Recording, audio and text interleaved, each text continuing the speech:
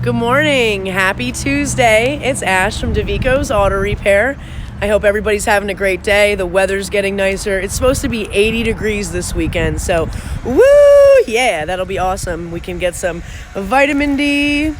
I just wanted to let you guys know real quick that we are still open for free pickup and drop-off within an hour of Wayne, Pennsylvania.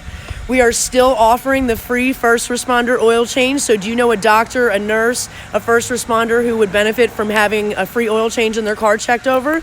Let us know.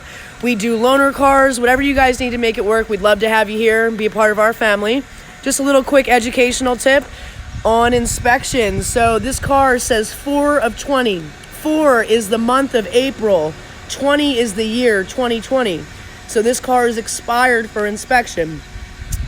You can be inspected 2 months in advance. So we're in the month of May right now. You can be inspected for May, June, and July. So if your sticker says 5, 6, or 7, you're eligible to be inspected early and you won't lose any time. So if you're due in July of 2020, I'm going to give you July of 2021 stickers. I hope you guys have a great day and look for those inspection stickers.